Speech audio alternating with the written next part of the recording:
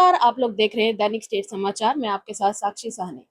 इस वक्त मेरे साथ जम्मू यूनिवर्सिटी के वाइस चांसलर उमेश राय मौजूद हैं और आज की जम्मू यूनिवर्सिटी में जो इवेंट हुआ है उसके बारे में आपको बताऊं कि विद्यांजलि विद्यांजलि डॉक्यूमेंट्री जो है वो रिलीज की गई है। और आखिर ये है क्या, क्या इसके पीछे की कहानी है, क्या इसके पीछे का ऑब्जेक्टिव और कॉन्सेप्ट है, वो सब आज हमें प्रोफेसर उमेश राय बताएंगे। सर, सबसे पहले आपका बहुत स्वागत है चैनल में। जम्मू विश्वविद्यालय में आपका भी स्वागत। सर, क्या है ये विद्यांजलि, क्या कॉन्सेप्ट है इसके पीछे? ये भारत सरकार का एक प्रोग्राम है, मिनिस्ट्री ऑफ एजुकेशन का, और जम्मू विश्वविद्यालय जनवरी 2022 में विद्यांजलि पोर्टल पर अपने को रजिस्टर किया। तो इस तरह से कह सकते हैं कि विगत 2.5 साल से विद्यांजलि प्रोग्राम को लेकर के हम चल रहे हैं और इसमें 12 स्कूल्स को हमने अपने साथ जोड़ा है। तो hands holding of kids of schools वो इस प्रोग्राम के तहत है। और इस प्रोग्राम के तहत हम कर क्या रहे हैं, तो कोई नई चीज नहीं कर रहे हैं, वह चीज कर रहे हैं जो हमारे संस्कार और संस्कृति में था, लेकिन उसको हम भूल गए थे। हम सिर्फ वही कर रहे हैं।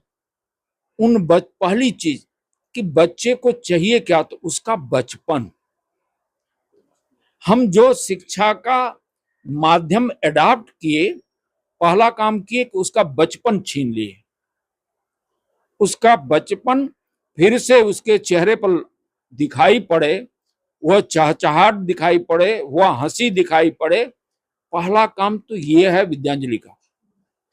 दूसरा कि लिटरेसी, चाहे वो न्यूमेरिकल लिटरेसी हो, चाहे वो इन्वायरमेंटल लिटरेसी हो, चाहे वो सोशल लिटरेसी हो, चाहे वो साइंटिफिक लिटरेसी हो, लेकिन ये लिटरेसी की जब हम बात कर रहे हैं तो ब्लैक बोर्ड टीचिंग और एग्जाम की बात नहीं कर रहे हैं। एग्जाम के बोझ से उस बच्चे को निकालिए। ये लिटरेसी की जब हम बात कर रहे हैं तो खेल कूद के माध्यम से बात कर रहे हैं। ये लिटरेसी की बात कर रहे हैं तो हम कहानियों के माध्यम से बात कर रहे हैं। इस लिटरेसी की बात कर रहे हैं तो हम जंगल, जल, नदी, पहाड़, वृक्ष, इनसे उनके परिचय कराने की बात कर रहे हैं। मतलब ये कि उन्हें कहीं ना कहीं प्रकृति से जोड़ने का काम जो है इसके से जोड़ना है, समाज से जोड़ना है, लेकिन ब्लैक बोर्ड के माध्यम से नहीं। यह पहली चीज है। और मुझे रामचरितमानस और महाभारत के बारे में जितना बोध है, वह जो नाट्य मंचन हमारे गांव में होता था वह आज खत्म हो गया।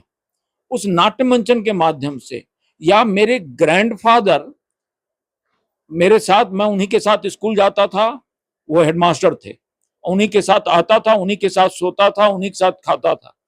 तो मुझे सब कुछ कहानी के माध्यम से उन्होंने मुझे ट्रांसफर किया। मुझे किसी रामचरितमानस या महाभारत पढ़ने की जरूरत नहीं पड़ी। मुझे लगता है मुझे थोड़ा बहुत ज्ञान ठीक ठाक है इन चीजों का। और ये जो आपका कॉन्सेप्ट हमेशा से रहा है कि जो एजुकेशन है उसको दीवारों से बाहर निकालना है, चाहे वो स्कूल की दीवारें हो, चाहे वो यूनिवर्सिटी की दीवारें हो, उसमें किस तरह से ये विद्यांजलि जो है वो मदद करने वाला है।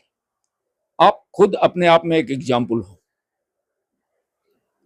आप जर्नलिज्म तब से कर रही हो जब जर्नलिज्म के क्लास कभी अटेंड नहीं की हो, राइट? क्यों? कि आपका मन लगा। तो मैं जितने वरिष्ठ पत्रकार आज आपको राष्ट्रीय अंतरराष्ट्रीय स्तर पर दिखेंगे, वो जर्नलिज्म की पढ़ाई नहीं पढ़े हुए हैं। हम उन बच्चों को, जो मैं बार बार कहता हूं, चाहे वो स्कूल एजुकेशन हो और चाहे वो आपका कॉलेज एजुकेशन हो या यूनिवर्सिटी एजुकेशन हो, जब एजुकेशन का मतलब ही यही है कि उसको अपने अंदर की जो इनर ड्रम बीट है, उसकी आवाज को वह पहचानने लगे। और यही काम विद्यांजलि स्कूल्स में बच्चे को करा रही है। आपने स्कूल्स की बात की कि ये स्कूल्स को कहीं ना कहीं साथ में भी जोड़ने का काम करेगा और सरकार के साथ भी, बट कई ऐसे स्कूल्स हैं जो दूर दराज इलाकों में होने की वजह से ठीक से कनेक्ट नहीं कर पाते हैं। क्या उन दूर दराज के इलाकों में विद्यांजलि पहुंच पाएगा? अगर आप डॉक्यूमेंट्री देखी होंगी तो आरसपुरा के एक बॉर्डर, सुचेतगढ़ बॉर्डर एरिया के एक स्कूल तक विद्यांजलि पहुंची हुई है। तो प्रयास है कि हम पहुंचे, लेकिन ये एक विश्वविद्यालय का नहीं, जरूरत है समाज को जागने की, समाज के साथ साथ पेरेंट्स की जागने की, उसके साथ साथ टीचर्स की जागने की। और जैसे हेल्थ, हम क्या खाएं क्या नहीं खाएं, क्या हमारे स्वास्थ्य के लिए ठीक है क्या नहीं है, रिप्रोडक्टिव हेल्थ को लेकर के बच्चियों में अवेयरनेस, ये सारा कार्यक्रम विद्यांजलि के माध्यम से हम लेकर के जा रहे हैं। तो मैं जो जैसा कह रहा था कि लिटरेसी सिर्फ वो मार्क्स पाने वाली नहीं, उसके समग्र विकास को लेकर के लिटरेसी की जरूरत है, और वही काम विद्यांजलि कर रही है। सर, इसी के साथ मैं चाहूंगी कि जाते जाते आप समाज के लिए और बाकी का जितना भी टीचिंग समाज है उनके लिए अगर कोई मैसेज आप देना चाहें तो वो क्या मैसेज होगा?